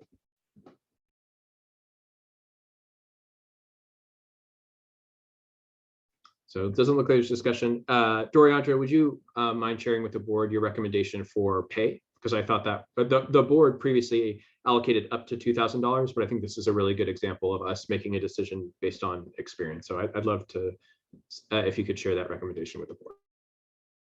Sure. Yeah, we had such a wide pay scale. I believe it was $20 to $50 per hour. And we found that in the last contract, we kind of overestimated the hours that would be needed. So in thinking about that, and also looking at Sarah's experience, which only is about 1 solid year in this related field, although it's been an excellent year, I felt like we should start somewhere in the middle of that pay range.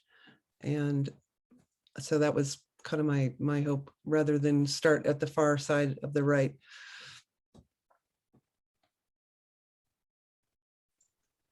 So what is that specifically? I was going to leave that up to Ian to call that number out. I'm interested in what you think, Doriandra. Yeah. Well, I had never seen such a high rate as 50 an hour in any of the work I've done in organizations across Eugene. So yeah, I'm sorry, I guess I hadn't isolated an actual number. I would, assuming that Ian would do that, but somewhere between the range. So I guess 25 or 30 an hour would be somewhat, oh, it's a little on the lower end, but 30 felt so good. Would you agree, Ian? Yeah, what I'm doing is I'm pulling up the salary.com for social media content managers. And this is what we've used in the past for all of our other contract workers, offering them a salary based on Eugene's demographics and things like that. So I'm just going to hold tight and pull that up and let the board percolate and discuss this as well.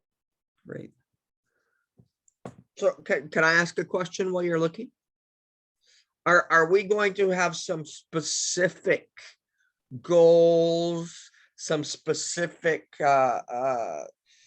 things that this person is supposed to do? Will it be a more structured situation than we had before? Yes, I want to answer that. The work with Claire Schechtman and I has been really clarifying for her run, in that she was able to work out and develop a pattern of what needs to be done for the council. And so we were able to work together to create calendars for each of the committees, each of the meetings, each of the facilities in terms of events, for the wellness events. And also we learned a great deal of malleability in terms of new things that we're doing. We have a lot of Dovcat things that are coming up. So we began to see a pattern, and all of that has been established in a WCC social media calendar. There's also a social media guide, which kind of is inclusive and speaks to the beautiful work that Emma did for the brand guide. So there's a very cohesive roadmap now that I feel comfortable, and I feel that it will be easy to pass on to this new candidate. So that will be my specific work with her, and I'll continue to be the lead for this candidate. And I do feel that we'll get to a better place with a wider platform too, because I felt like Sarah Grace Davies really understands the complexities of Instagram and Nextdoor, and she was able to really talk about ways to improve what we've been working on already. So I'm confident that with what we have and her skills, we will have a much more robust platform now. I'm seeing in the chat there, Stephen, right? So it's Instagram, Facebook, and then there's a lot of community postings. So Nextdoor. There, so just down, Sandra. so before we ever had a social media person, I mean, we put it on Nextdoor, we put it on all of the Facebook groups, the you know, the CERT groups, the anything that had to do with Eugene that reached a wide variety of people that had to do with any kind of emergency management. We had posts on all of those groups, much more so than what I've seen in the last 6 months. So it would be nice to know that we had a list and that it was consistently going out there and being posted, so that we didn't have a vaccine clinic where, you know, 4 people showed up. Definitely, I understand. Yeah, it might be great to look at the social media contract position here that Ian posted. Thank you, Ian. That was such a vast and perfect roadmap into itself. And so you can take a look at that and kind of see how much we have evolved from when we first started this process with a paid social media manager. Dan, thanks for waiting. You're up next. I didn't look at that job description, but is this a full-time post? That, I guess, is my primary question, because that's, you know, pushing $5,000 a month if it is. No, it's listed as a 20-hour a week. Okay. It's actually 10 hours a week. Oh, I'm sorry. Exactly. Yep. And Claire, I see your hand up. Dan, did you have a follow-up question to that, or can we move on to Claire? Okay, great. Claire, you're up next. I don't know if this is a normal part of an interview process, but did this person indicate as to whether this is like their only gig, or like, do they have another? That's not a normal thing that you ask, or? No, great question. And thank you, Ian. Right. It's never like, in speaking to the references, it wasn't exactly clear how many hours she still has with her company that she's been with for the year, but they did very much assure me that her time management is excellent. And that's part of why Ian just reminded me it was only 10 hours a week, not what we had further, or in the first part of this thought that it would be. So yeah, she does have other work, but it was much less work than the second candidate did. And so therefore that timing was part of our choice in choosing her. Gotcha. And my reason for asking this is, you know, just making sure she can put food on the table and that we're paying her the amount of livable, like rent's going up, everything, the price of food, water is going up. So, you know, just trying to think of keeping it livable for people when we think about pay scales. Indeed. Yeah, thanks for that, Claire and Dan and Margaret. So just as our previous positions, how we calculated it, I went into social media manager positions in Eugene. To Gail's point, it was meant to be a very part-time contract, 10 hours a week. We've nailed it down to a science. And if you haven't had a chance to check out the social media manager contract position job description. I just posted it again in the Google chat. I mean, it is really, really delineated finely. I mean, down to the most granular detail. There's a brand guide now. There's a social media guide. There's a social media calendar. There's topics to promote. We can even the Whitaker Community Cats. Actually, not even joking, that was brought up in the interview. So imagine in our social media if we didn't just post all the WCC meetings, but rather posted Whitaker community members, Whitaker businesses, Whitaker artists, Whitaker cats, Whitaker plants. And this was in the interview process too, that our community would be more likely, yes, there you go, sleepy cats. Our community would be more likely to engage with our content, but also beyond that too, I think we should really focus Sarah Grace's time. And by the way, it's Sarah Grace, not just Sarah, it's like Sarah Grace, it's like two names together. Focus her time, and she uses she, her pronouns too, her time on working on the things we already know, but also relaunching our digital newsletter. So the board way back when voted to allocate some funding for MailChimp. We have hundreds of email addresses from Whitaker community members and Whitaker businesses that we've been saving for the special occasion. And I can think of no better opportunity than really making our MailChimp robust, getting out information, particularly for the upcoming election to folks.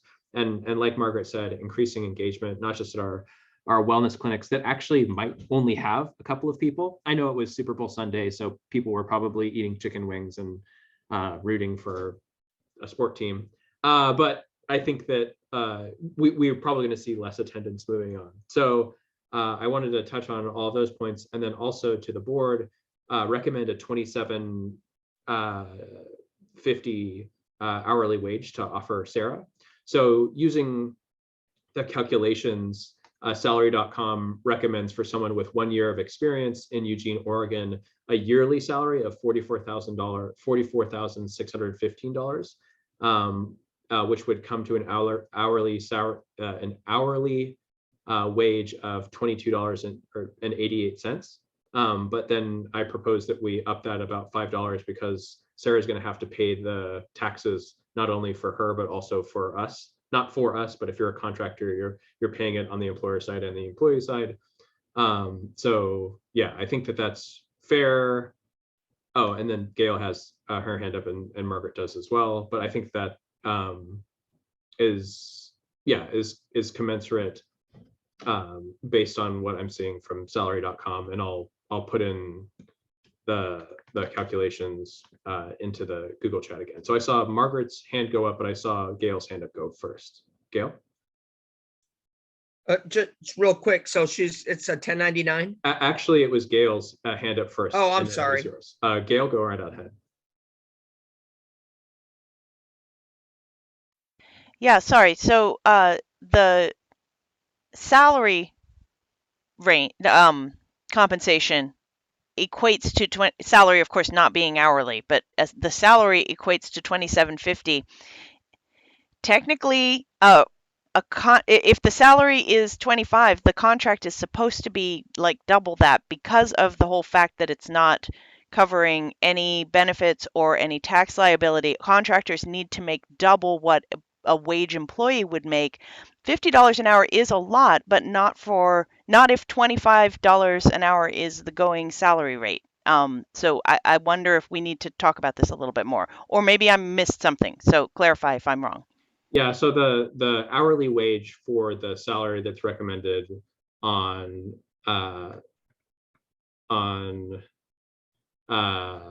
salary.com, which we use for all of our contract positions, would be $22.88.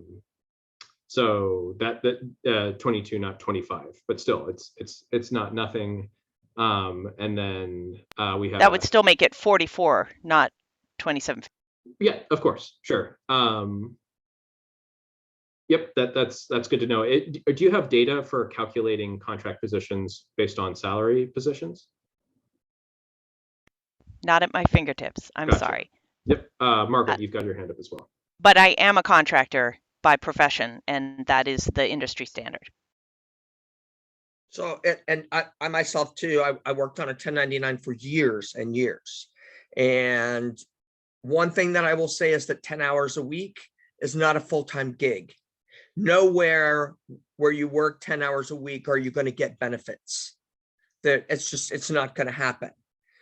You're not going to get medical, dental. You're not going to get any IRA. You're not going to get anything. You're just going to get whatever they pay you.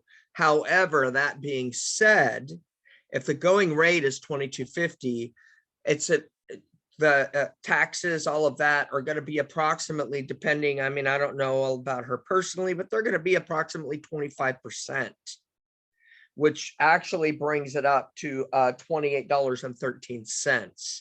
So I would propose that we kick in a couple more bucks and make it like $32 an hour, which would be reasonable for someone that's paying their own taxes, gives her a little bit above what the regular would be. And someone that is only working 10 hours a week, because there's nowhere is somebody gonna get all of that for being on a part-time gig. It's not gonna happen. Gail, go ahead. Yeah, most contractors have multiple gigs. No one contract ever is your full-time job. But the idea is that as a contractor, you have given up the opportunity to get employee-sponsored healthcare or benefits in favor of running your own show. And then that means you have to buy your own benefits from the combination of all of your contractors. You have to pay for your own insurance. You have to pay for and then all of the extra tax burden that comes with being self-employed. So it doesn't actually matter how many hours we give her. Hopefully she has, 4 other 10-hour-a-week jobs so that she has a 40-hour-a-week gig. We hope that for everyone, but we still have to be responsible as employers to make sure that we are compensating her in a way that doesn't take advantage of the fact that we don't have to pay her taxes or we wouldn't offer a 10-hour-a-week employee benefits, but neither would we necessarily hire somebody for that few hours. And if we did, we would be paying their taxes. They could then apply for assistance through the healthcare exchange, like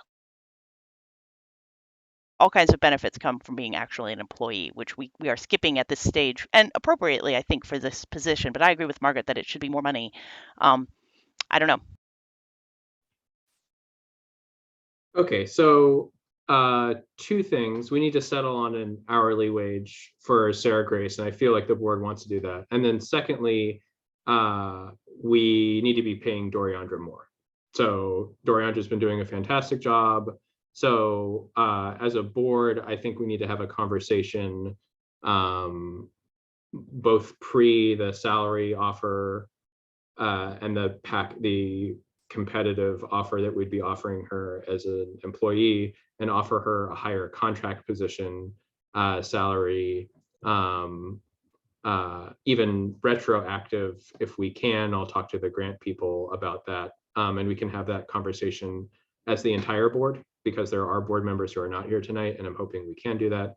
And that would mean, Doriandra, that we would need to sign a new contract for you with a new wage for the remainder of your contract for March, April, May, and June.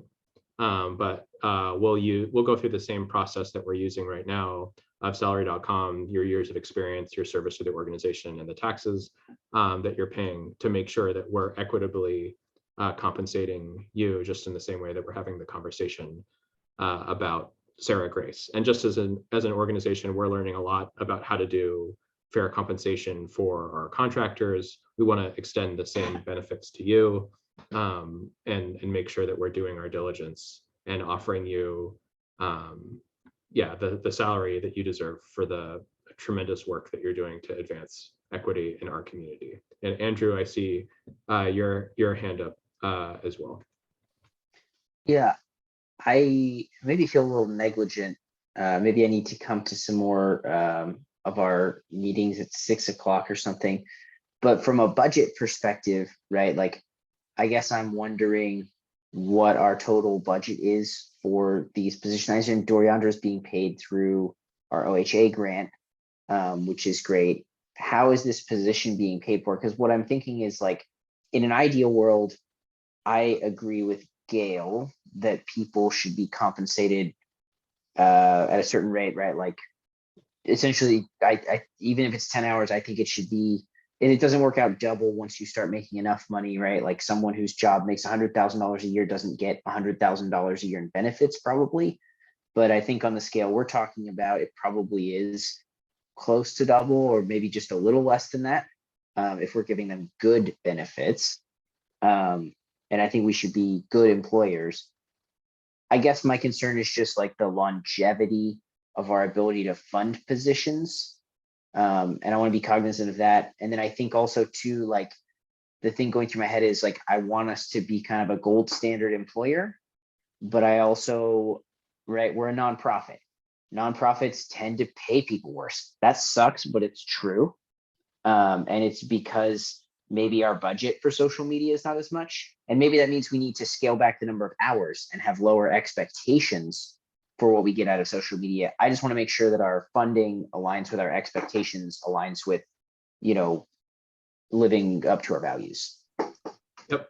And this is one of those rare cases, Margaret, which I'm going to jump right on in to answer to Andrew's questions before going to you. And it's really surrounding Gail's point. So I think for the budgeting of the salaried positions, I've been going through some budgets with our contracted accountant, Drea, that I think are feasible, but that's why it makes the program director position so important, because I am getting so burnt out writing grants and administering grants and writing grant reports. I just can't do it anymore. Yeah. So we need someone to do that, and we need someone to raise a not insubstantial amount of money every year. And I've been doing it for a while, and I'm glad we've gotten this far. But the contract position funding is different from the salary position funding.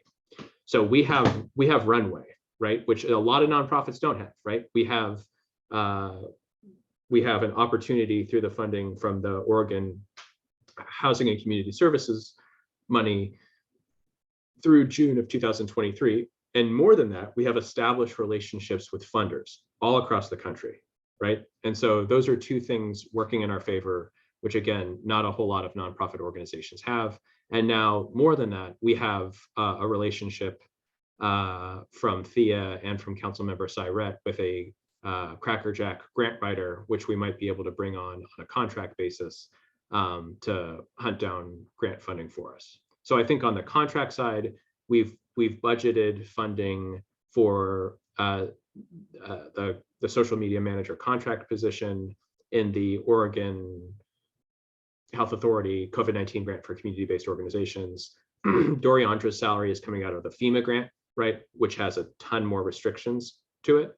But even if we increased Doriandra's salary, we could put that into the FEMA grant bucket because it's directly going towards managing our wellness clinics, and that money has the highest level of strings tied to it. So I think both for Doriandra's contract work, we have funding for it. For the social media contractor, we have funding for it. For the salaried positions, we do need to be careful as a board for how much money we allocate for both benefits and for salary, knowing that we need to make these positions sustainable. So I'm hoping that we can have that deeper discussion, hopefully as soon as next month, because we're really going to need to think critically about the longevity of the positions and the burden we're placing on future boards by finding that right balance of competitive benefits and competitive salary, so we bring in the right folks. So Margaret, I see your hand up, and then Andrew. Yep. Can I just follow up really quickly? Because I just want to say my comment was not meant as like undermining you, Ian, because I know you and a couple other people on this call have done enormous work, and I do think that we should be getting that work off of your shoulders, because it's probably a full-time job, and you guys are doing it in your spare time, and that's incredible, but it shouldn't be the situation. So thank you for that, and I actually have extreme trust in you that you can do this much better than I ever could. My concern was more just about, we have certain grants and they run out, and how much is social media worth to us versus like paying our neighbors rent? How much do we want to spend on this in total? And I don't have a good sense of that. And I'm happy to leave it to you guys. That was just kind of where my head went. If there's a place for me to learn more, I would love to learn more sometime, but I also don't want to put a burden on you to help educate me, given that you already have such a high workload around this. So we can talk about it another time. But I just want to make sure you knew that my comment was in no way like and I don't trust you. I think you guys do a better job than probably anybody we're going to hire, because I struggle to see how they could do better. Thanks for that, Andrew. I trust us more than I trust myself. So I trust the board more than I trust me, because I know that through all of our perspectives, we're going to come to a place that's different and has more collective knowledge and transparency and accountability than one person. Plus, I could get sick, right? Like any one of us need to be able to represent the board and be able to think critically about these issues, because like I could get sick and I could be sick for months too. Like that's just part of the reality. And I really appreciate that. I really appreciate that. So Margaret, you're up next, and thank you for being so patient. So I'm trying to think of how to say this without it sounding negative or bad, but yes, we are looking to bring some people on and pay them for their work. We are not hiring employees, not yet. We will be. That I think is our goal, and that's something that we want to do. So as far and you know, I'm all for a living wage, and I think that all of those things are really, really important. I do think that we need to consider the fact that this gal has 1 year experience, and we're talking about a temporary gig here. Just like when we hired Doriandra, it was for just a small amount of time. And we found out, oh my gosh, look, she's incredible. We can't let her go. Everybody, when we talked about giving her more money, was like, yes, yes, yes. If we start this girl at the top of the tier, where are we going to go if we decide, yes, yes, yes, we want this girl to continue? You know, we're talking about 10 hours a week, a temporary gig. I personally think around $32 an hour is a decent wage, and it also gives her more than 25% to pay her own taxes. And my understanding, Gail, is that even if she is on a 1099, she can still get, depending on how much money she's making, she can still be eligible for health care and still get in that pool and do all of that stuff. I mean, people can get health care for, you know, $50 a month, depending on what they do. And most people, what is she, 25 years old? That's about what she looks like. You know, most people I know that are 25 are going to pay $50 a month for their health care. And I really think that we would be doing ourselves a disservice to take her to the top of the tier and pay her $40 or $50 an hour to start. We just did that. And it didn't work out really well for us. To say nothing about, you know, I just, let's see what she's got. Let's see what she does, and then we'll take it from there. So I'd like to make a motion that we offer $28.60 to Sarah Grace. That's using the salary.com calculation and the 25% for taxes as suggested by Margaret. I feel like that's pretty data driven, and it's what we've used in the past for the contractor positions as well when calculating wages. So that to me sounds fair and driven by data. And then also I'll start the process online for the board members via email of looking into the possibility of increasing Doriandra's salary using the same calculations for the months of March, April, May, and June, before we transition to offering Doriandra a salaried employee position versus a contract position. I second. Great. So we have a motion for myself and a second for Margaret. Thanks for the robust conversation. All those in favor, please raise your hand or say aye. So we have 1, 2, 3, 4, 5, 6 in favor. All those opposed, please raise your hand or say nay. And then if anyone's abstaining, please raise your hand. Okay. Thanks for that. The last thing we had tonight was hiring process and next steps. And I feel like we've already talked about it a little bit, but I'll just kind of tie it out and tease it out really quickly. What the accountant on contract is doing is looking into benefit packages and options for the board's consideration. What our attorney is doing is creating an employee handbook. And what we're doing, the hiring committee, once we have the direction from Oregon Health Authority, is creating position descriptions for Doriandra's current position, doing art and public health and safety work as a program coordinator. If we do get a new grant from Oregon Health Authority March 1st, and then bye, Gail, great to see you. Thank you so much. And then if we don't get that grant, we'll still be able to offer, I think, Doriandra a position as the program coordinator for the Oregon Housing and Community Services grant, as well as a program director position, which would subsume the duties that I have, writing grants, managing grants, doing grant reporting, and all the budgeting stuff. So stay tuned for the hiring stuff. We should have more information in the coming weeks, but I'll start an email thread for the board members around compensation and a new contract that we should be able to deliberate on and come to consensus on via email, so that we can do that as soon as March, a new contract for Doriandra, or at least offer Doriandra a new contract. Does anyone else have stuff they want to share with folks before we end tonight? It's 9:02. Doriandra, you're fantastic. You have been a blessing to us all, and it has been a pleasure every time I've worked with you. And you really have brought a lot to the table. And thank you for all. I know, I don't know if everyone knows how much work you actually do.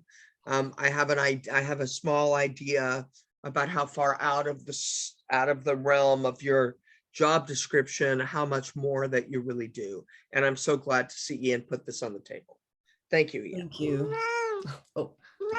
Oh, Rupert says thank you. Oh, yes, somebody else agrees. Yeah. Well, thanks all for coming. Okay. Really appreciate your engagement and time. And I'll throw this recording up on our YouTube channel tonight. Cheers, everyone. See you soon. Bye, Maggie and Hannah. Oh, bye. Yeah, those were U of O students. Were they? Bye. Yeah, bye, Maggie. Thank you so much for joining. Have a great night. Yes, thank you.